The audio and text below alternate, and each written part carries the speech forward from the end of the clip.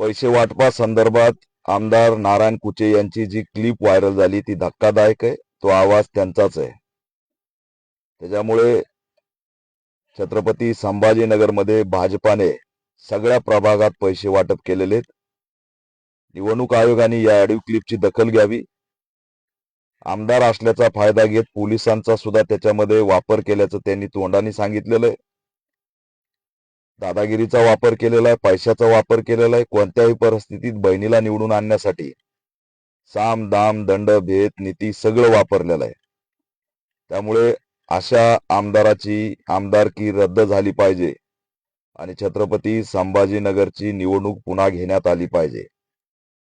प्रभाग क्रमांक 24 ला चिटकून असलेला प्रभाग क्रमांक 25 येथे सुद्धा भाजपाच्या नगरसेवकाचे पैसे वाटप करताना एक क्लिप व्हायरल झालेली ती माझ्याकडे आलेली आहे. त्याच्यामुळे 24-25 मध्ये नारायण कुचे आणि हे सगळे मंडळी पैसे वाटत होते.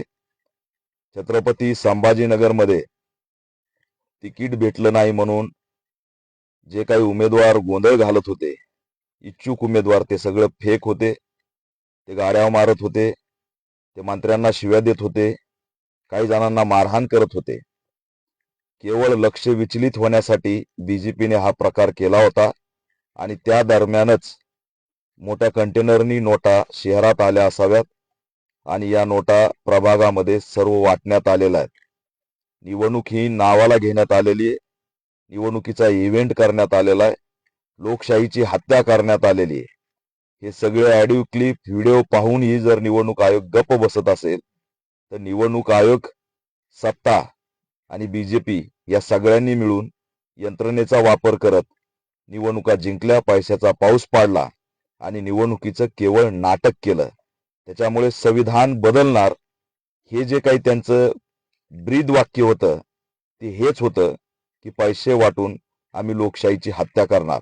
ऑल इंडिया पॅंथर सेना मागणी करत आहे की छत्रपती संभाजीनगरची निवडणूक पुन्हा घेण्यात यावी. ही सगळी निवडणूक बरखास्त करावी आणि आमदार नारायण कुचे यांनी तोंडाने कबूल केलंय की मी पैसा वाटतोय, पोलिसांना घेऊन वाटतोय. त्याच्यामुळे तात्काळ त्यांची आमदारकी रद्द करून त्या ठिकाणी पोटनिवडणूक लावावी अशी ऑल इंडिया पॅंथर सेना मागणी करत